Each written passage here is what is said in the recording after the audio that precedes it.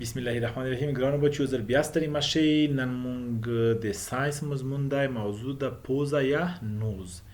چون مونږ په هغه کې لګیا یو، په 15 حسونه وایو. د درېیمه برخه ده 5 سنسز چې مونږ ورته وایو. نو په هغې کې نن مونږ پوزې برخه وایو. مونږ مخکې غوږ او سترګه ویلي دي. نن وایو پوزه. پوزه څه شی دی؟ سنس اف سمیل. سمیل معنی بوی کول، د بوی کولو حس چې ورته وایو مونږ. نو نن اول مونږ په دا ځان پوهیو چې پوزه څو کارونه کوي. اول خو د بوی کولو په حس کې په ټول نه مهم غړی چې کوم دی هغه پوزه ده. اول مونږ ځان پوهیو چې پوزه څو کارونه کوي. پوزه بچیا 15 کارونه ترسره کوي. لومړی کار یې دی چې هوا ګرموي. بیا مخکې پوهیږو چې څنګه ګرموي. دویم کار دی چې هوا لمدوي. دریم کار دی هوا پاکوي. څلورم کار دی چې اکسیجن اخلي او کاربن ډای اکساید وباسي. پنځم او اخري کار چې کوم دی د اولفیکټري اپیتیلیم یا اولفیکټري سیلز په مرسته باندې بوی معلوموي. دغه څه کار کوي؟ بوی معلوموي. بیا موږ تاسو نه څو پوښتنه وکړي پوزه څه کار کوي. موږ اول سوال دغه وي چې بوی معلوموي. هر یو غړی چې کوم دی اکثره یو نه زیات چې کوم شی یو نه زیات کارونه کوي، خو موږ یې ته مهم کار چې کوم دی موږ هغه یادوو. پوزې مهم کار دی سامه خالصه مونږ د خولاره مخستلی شو، خو بوی معلومول بوی بیا بل څوک نشي معلومولی. ځکه موږ وایو دی بوی معلومولو مهم غړی پوزه ده. پوزه څو کارونه کوي؟ 15 کارونه. هوا ګرموي، هوا لمدوي، هوا پاکوي، اکسیجن اخلي، کاربن ډای اکساید وباسي او د اولفیکټ اپیتیلیم په مرسته بوی معلوموي. اوس هوا څنګه ګرموي؟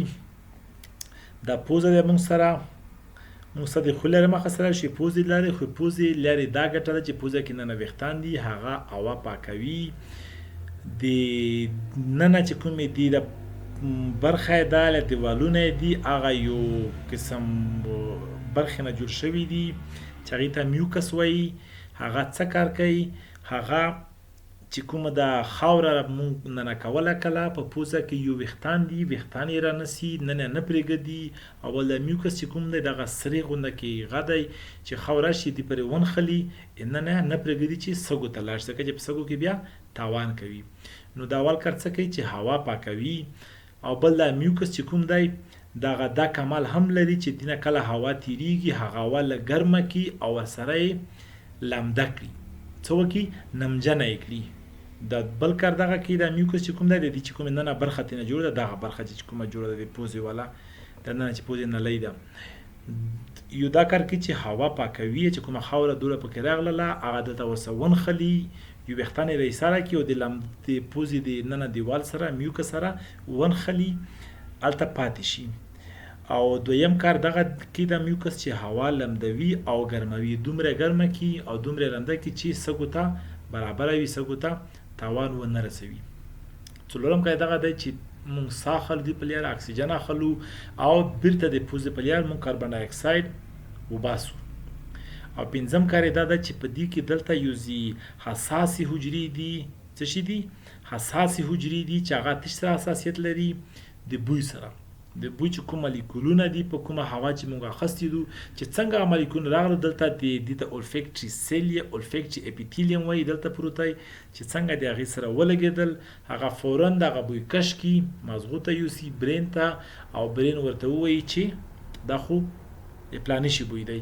بیا هغسې موږ عکس العمل ښیو. نو څو کاره یې وکړل؟ 15 کاره. هوا ګرموي، هوا لمدوي، هوا پاکوي، اکسیجن اخلي، کاربن ډای اکساید وباسي او د اولفیکټ اپیتیلیم په مرسته بوی معلوموي. اولفیکټ اپیتیلیم دلته یوزي حساسې حجرې دي پوزې په دننه داخل برخه کې چې کله هم په یو شی ساه واخیستله په هوا کې چې کوم بوی و هغه د کش کړي، مغزو ته یې ولیږي، مغزو ته وایي دا خو د پلانکي شي بوی دی، هماغسې عکس العمل ورته وښیي. بیا مهرباني.